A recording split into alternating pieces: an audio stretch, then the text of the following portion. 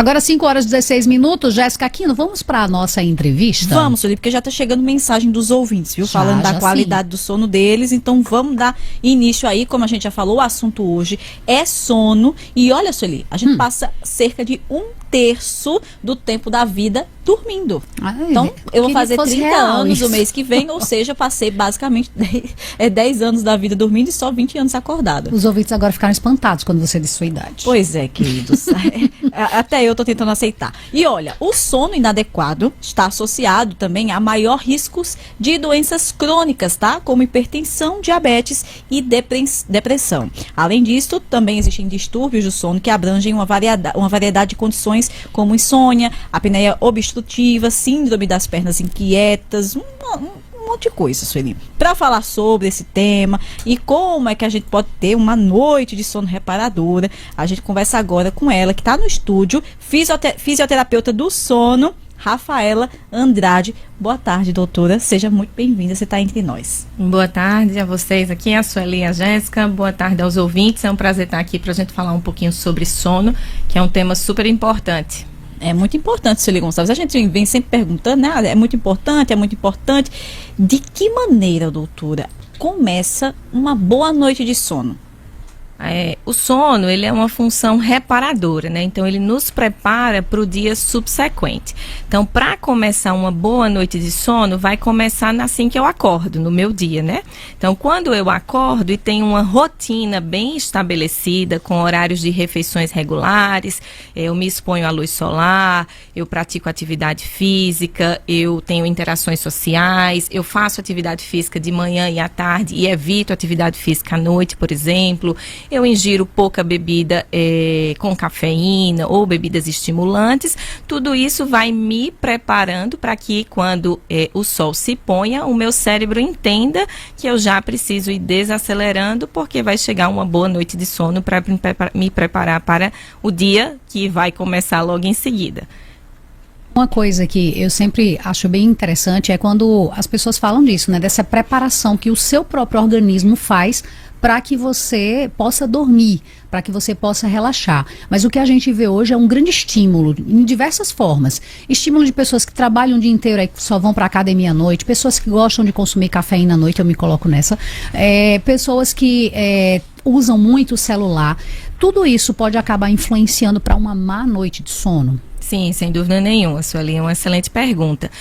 Nós temos um ritmo circadiano, um relógio biológico dentro de nós, que ele funciona pelo período claro e escuro, né? Então, tudo dentro do nosso corpo, a frequência cardíaca, a frequência respiratória, a liberação de hormônios, segue esse padrão do ciclo claro e do ciclo escuro, né? E quando eu fico hiperestimulado, ou pelas telas, como você comentou, ou pela ingestão de bebida energética, cafeína, né? Tudo isso vai diminuir o que nós chamamos de pressão para o sono.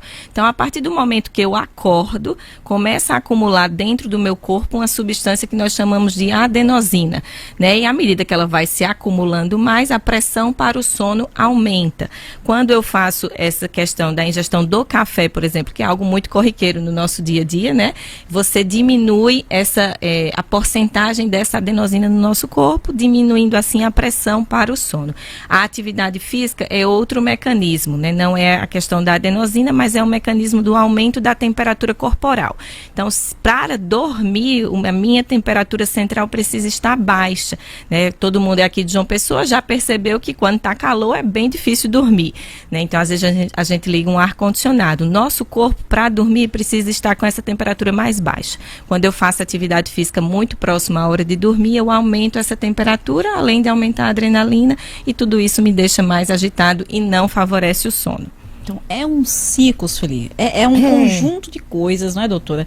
Para a gente conseguir dormir direitinho. O adulto tá aí, tá tudo explicadinho. Mas me veio à mente agora, tem uma amiga que ela acabou de ter neném. Fez um mês ontem, inclusive. Um beijo pra Heleninha. A realidade é Heleninha tava lá na barriguinha da mãe dela. Tava escuro lá. E agora a Heleninha saiu e a Heleninha tá aprendendo ainda o ritmo e que horas tem que dormir, que horas tem que acordar, mas é um recém-nascido. Como é que funciona essa questão no cérebro cérebro de um recém-nascido para saber e ir aprendendo a hora de dormir e a hora de ficar acordado? Por incrível que pareça, esse relógio biológico já funciona dentro da barriga da mãe, né? Então, é claro que de maneira mais arcaica, mas ela já tem um período de sono calmo e sono agitado dentro da barriga da mãe. Quando ela sai, a gente, é claro que o início é meio conturbado ali, né? Dos primeiros dias de um recém-nascido, mas esse relógio biológico vai se adaptando agora a essa nova rotina, essa nova jornada fora da vida intrauterina. Mas ela depende ainda da melatonina da mãe, que até os 4 meses sai pelo leite, né? Então, a melatonina é um hormônio indutor do sono e a mãe que amamenta fornece essa melatonina até que a própria bebezinha tenha aí a sua produção adequada de melatonina. A rotina num bebê é fundamental, né? O bebê precisa de previsibilidade, né? O cérebro dele precisa saber o que vem em sequência. Não precisam ser os mesmos horários rigorosamente, mas precisa sim entender que ali é o horário de brincar, ali é o horário da mamada, logo em seguida vem o horário do cochilo, depois vem o banho, e aí essas coisas vão sendo repetidas dia após dia, e isso vai facilitando essa entrada com esse relógio biológico funcionando. É por isso que quando um bebê nasce, o aconselhamento dos pediatras é o quê? Dar um banho de sol nesse bebê, vamos expor esse bebê à luz solar, para que esse relógio biológico dela, porque a luz solar é o maior sincronizador do relógio biológico. Existem outros sincronizadores, como a temperatura corporal, horário de refeições, mas o maior é a luz solar. E hoje em dia, tanto as crianças quanto os adultos se expõem cada vez menos à luz solar. A gente fica aqui dentro do concreto praticamente o dia inteiro, né? A questão da melanina, só para a gente concluir. Então, mas é porque ela falou que veio 3 perguntas na minha cabeça Foi de uma mesmo? vez só. É da questão da melanina, O que ela falou que turbilhão, passa né? da mãe para o neném. E como é que funciona a produção da melanina no cérebro? Melanina, não, melatonina. Melatonina, desculpa, Era que eu ia fazer a pessoal. pergunta. Mil Como é que perdões. funciona para um corpo de uma pessoa? Qual é o efeito? Eu vou dizer logo as 3, depois a gente vai recordando. Para o corpo de uma pessoa que trabalha à noite, como é que fica Nossa, essa verdade. questão? Quais os efeitos futuros que isso vai ter? A melatonina que tem gente aí tomando, mas o nosso organismo fabrica. E por que que as pessoas, hoje em dia, muitos pediatras já falam que o banho de sol de manhã é desnecessário, e de uma informação dessa eu achei riquíssima. Eu disse, não precisa mais dar banho de sol. Como assim, gente? Mas tem que dar. Eu fiquei curiosa com isso, mas vamos voltar, vamos por partes. Vamos primeiro essa questão para o trabalhador noturno. Um vigia, por Um exemplo. vigia, como é que fica a saúde dessa pessoa num futuro? É a longo, curto prazo? Bastante comprometida. Tanto que a pessoa que trabalha em turnos, ela recebe um adicional no salário por insalubridade, né? Então, por ser um trabalho que não favorece a longevidade. Então, os trabalhadores em turnos têm um risco aumentadíssimo de doença cardiovascular, primeiramente porque eles não cumprem as horas de sono. São pessoas que dormem muito pouco, 2, 3 horas, né? E essa curta duração de sono implica na saúde do coração, né? Então, além disso, são pessoas que vão ganhar mais peso porque não dormir ou dormir mal aumenta na implicação do ganho de peso. Então, você começa a trabalhar à noite, você começa a ganhar peso, você faz escolhas alimentares piores, tem mais desejo de comer carboidrato e açúcar. Então, tudo isso vai virando um ciclo vicioso e, sem dúvida nenhuma, compromete aí a longevidade desses pacientes, além das comorbidades que são associadas com o trabalho em turno. A segunda pergunta era melatonina. Sobre a melatonina, que o pessoal toma Muita bastante. gente, né? Acho que virou moda, né? Muita gente toma. É porque eu tava com dificuldade de dormir, então eu já peguei a melatonina da minha mãe e tomei. Eu faço, gente, quem passou pra você essa melatonina? Exatamente, Por quê? né? Quem passou, né? Então, tem realmente, principalmente aqui no Brasil, um uso indiscriminado. O Brasil é o país que mais toma medicação para dormir. Medicação para dormir é o nosso país. A melatonina não é medicação, né? É um hormônio, é um indutor do sono. Então, ajuda você a iniciar ali aquele sono e manter. Mas nós já temos uma produção endógena, né? Nós já temos em nós mesmos plena capacidade. O fato é que a melatonina é é produzida à medida que o sol se põe, ela aumenta a produção, né? Então é numa glândula aqui atrás dos olhos, que chama glândula pineal. Você perguntou, né, Jéssica, como era produzida? É numa glândulazinha atrás dos olhos, chama glândula pineal. Ela fica imediatamente atrás do nervo óptico. Por quê? Porque quando escurece, o nervo óptico diz a essa glândula que é noite, que ela precisa aumentar a produção da melatonina para já ir induzindo o sono. O fato de ficarmos nas telas, o fato de ficar assistindo televisão, né, tudo isso diz ao nosso cérebro que ainda não é noite. Então o sono piorou muito depois da luz elétrica, né? Então a gente tem muita exposição à luz branca e o cérebro entende que ainda não é noite e não aumenta essa produção, né? Então as pessoas acabam tendo dificuldades para dormir, ou mesmo deixar a luzinha no quarto acesa da criança pode diminuir a proporção de sono profundo, né? Então nós temos sono superficial, sono intermediário e sono profundo. São várias fases de sono e cada fase dessa tem o seu benefício. O sono profundo, por exemplo, libera os hormônios da fome, da saciedade, hormônios de crescimento, e a gente deixa uma luz do banheiro acesa no quarto e isso diminui a proporção desse sono N3, que é o sono profundo, reparador, que descansa. Então, à noite é escuro absoluto. Sono é compatível com escuridão. E para quem sofre de insônia, como é que funciona o cérebro de uma pessoa que sofre de insônia? Porque tem gente que deita, dorme instantaneamente. Eu faço parte desse grupo. Dessas. E aí tem pessoas que deitam, enrolam na cama e levantam e às vezes não tem nada para resolver e vai limpar a casa. Eu conheci gente que era assim, dava 3 horas da manhã para você limpar a casa porque não aguentava, não conseguia dormir. Então como é que funciona fisiologicamente esse cérebro? É algum defeito de fábrica? Alguma coisa que você vai adquirindo com o tempo? Então a insônia é o distúrbio mais prevalente, é o distúrbio do sono mais prevalente na população geral, né? Ele é muito comum e principalmente nas mulheres, mais nas mulheres que nos homens, ainda mais se essas mulheres estão na menopausa, que nós temos aí uma série de transformações, então aparecem aqueles fogachos, calorões que atrapalham o sono. O normal para nós dormirmos é levarmos entre 20 e 30 minutos, a gente chama isso de latência para o sono. Então é o tempo que demora para você iniciar o sono, até 30 minutos a gente considera normalidade. A partir daí, aí já acende um alerta e se isso se perpetua ao longo das noites, né? Então, se toda noite eu demoro 1 hora para dormir, eu preciso buscar ajuda médica, porque isso não está normal. Eu preciso entender o que é que me faz demorar a dormir, né? É porque eu fico agitada, é porque eu não faço atividade física, é porque eu não me exponho à luz solar. Então, a gente precisa fazer o que nós chamamos de higiene do sono, mudança de hábitos, comportamentos para favorecer o sono, ou às vezes precisa também da administração de uma medicação quando indicado por um médico, né, de uma medicação para induzir esse sono e manter o sono. Mas às vezes o relato do paciente não condiz com a realidade. Então, muitos pacientes dizem, eu não durmo, mas quando você coloca para fazer um exame propriamente dito, para ele dormir no laboratório do sono, por exemplo, a gente vê que ele dorme. Mas não é aquele sono que ele descansa, ou é um sono mais curto de 4, 3 horas, porque não tem como você não dormir. É uma função fisiológica, né? Em algum momento você vai cair no sono, porque você não consegue ficar mais do que, 5, 6, 7 dias sem dormir. De alguma maneira você vai dormir. Acho que a filha de uma amiga minha, ela estava relatando que passou algumas dificuldades com a filha dela mais velha, acho que deve ter 13 anos de idade, porque foi diagnosticada, acho que TDAH.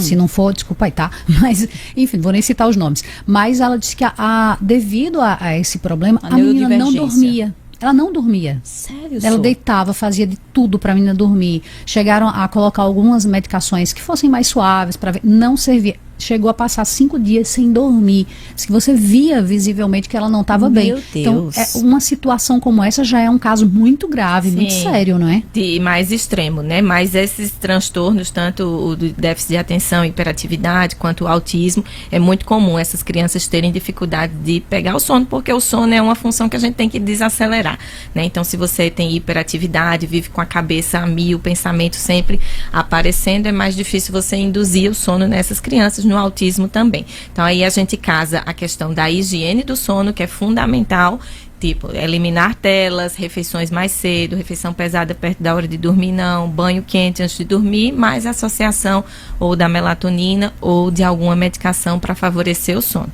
Mas precisa colocar essa criança para dormir, precisa buscar ajuda médica, porque senão tem impacto cognitivo e impacto no crescimento dela, né? No crescimento físico propriamente dito e impacto cognitivo também. Muita irritabilidade, né? O sono é importante demais, Importante, né? É tão Sueli. importante que já trouxemos aqui diversos profissionais de outras áreas, exemplo de nutricionistas, a gente já trouxe também médicos mesmo, para falar até que a gente trouxe a nefrologista. Sim, também. E todos numa voz uníssona. Água e sono. É importante dormir bem, tomar bastante água, ter alimentação e fazer atividade física. É como se fosse os 4 pés, né, para São uma os vida, pilares, os né? pilares, né, os 4 pés ali para ter uma vida de uma maneira mais saudável. Então, o sono, ele se torna ali parte fundamental, que é para dar aquele restart, né, no seu corpo. Sim, por muito tempo a nossa sociedade entendeu que o sono era perda de tempo, né? Eu quero ser produtivo, Na então eu verdade, vou dormir menos. Doutora, interrompendo você, eu acredito que hoje ainda tem essa crença Tem. e isso é muito problemático. Aquela Você história, ser trabalhe enquanto produtivo eles dormem, o tempo todo. né? Trabalha Tem. enquanto eles dormem e aí depois você morre com o infarto. Enquanto eles estão vivendo. Porque eles estão vivendo. Isso foi pregado, né? Por É, muito tempo, sim. que dormir era perda de tempo. E é exatamente o contrário, né? O sono agora foi colocado como um dos pilares da longevidade, da saúde cardiovascular. Graças a Deus. Então, a pessoa que dorme bem, ela consegue ser muito mais proativa no dia subsequente.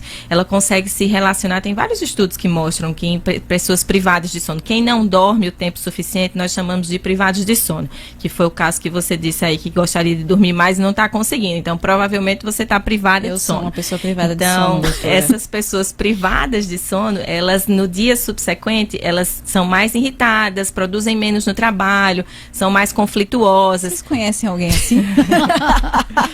não gerenciam tão bem as suas emoções, porque na fase de sono REM, que é o sono profundo também, profundo e leve ao mesmo tempo, nós fazemos toda a gestão das nossas emoções e a questão de ansiedade. Então, hoje em dia a gente vê muitos transtornos, né? Transtornos de ansiedade, muita depressão, e às vezes é por isso, porque está faltando ou quantidade, que é importante, ou qualidade nas horas que se tem. São duas coisas distintas, mas ambas são importantíssimas. Menina, a hora Só pra passou gente voando, falar eu bem ia chamar os rapidinho. ouvintes para conversa. A questão dos remédios. Eu acho que parece que as Sim. pessoas hoje têm Sim. orgulho de dizer assim, qual é o remédio que tu toma pra dormir? Tu já tomou tal? Tu já tomou esse? Já tomou aquele? Fica parecendo troca de receita de bolo, né? E não são remédios tipo, não é uma dipirona, galera. É uma ritalina. Não é uma melatonina. É um diazepam. É um negócio assim, tarja Medicações preta, né? pesadas, né? Qual é o impacto de, por exemplo, uma pessoa que toma, sei lá, uma ritalina, um diazepam constantemente, sei lá, 4 dias na semana pra dormir? A longo prazo, o que é que isso causa no cérebro? Eu gosto de dizer que é mais fácil as pessoas ingerirem um comprimido do que mudar hábitos, né? Hábitos são muito difíceis de mudar, né? Precisa de muita determinação, né? Comportamentos são difíceis.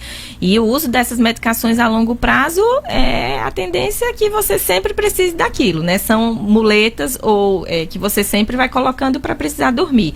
Então, assim, e o seu corpo vai se habituando àquela medicação, vai chegar um efeito que aquela dose não faz mais efeito, um momento que aquela dose não faz mais efeito, precisa trocar a medicação, precisa trocar o princípio ativo.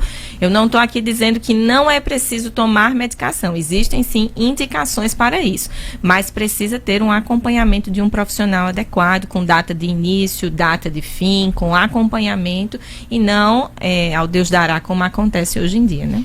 Tem gente que é muito resistente à mudança de hábitos. Deixa eu trazer os ouvintes para a conversa, porque a gente está se estendendo aqui, mas a gente precisa já ir caminhando para o fim da entrevista, para seguir com outras notícias. Mas olha, o Júlio César disse que inclusive é a questão da ansiedade, né? Ele disse que o problema da população adulta é falta de sono e muita ansiedade. Verdade. O Jason disse que dorme bem, ainda bem, viu? Que legal, Jason. O Pedro Limeira também, ele disse que acorda lembrando daquela frase, a questão é referente a questão do Ministério Público. Já eu trago essa participação então. O Luiz Carlos também disse que dorme bem, acorda bem, graças a Deus. Ainda bem, viu? O pessoal do YouTube também interagindo aqui com a gente. Nossos ouvintes dormem todos muito bem, né, Pois Sueli? é, Só que a bom. gente que não. Não, eu durmo bem. Você dorme bem, Eu é durmo verdade. uma média de 6 a Você 7 e Lucas horas. Batista dormem bem. Eu consigo dormir no sono profundo tanto que já aconteceu assim de ter que, por um motivo ou outro, acordar de madrugada e no outro dia eu não lembrar que eu precisei acordar. Sério? Porque eu tava dormindo de verdade. Não, eu durmo. Quando eu digo que eu sou deita e dorme, não é brincadeira. 5 horas, eu acho. 5 horas Não, pra mim a é média. muito pouco e eu acho que a gente fica muito exposto à tela o dia inteiro.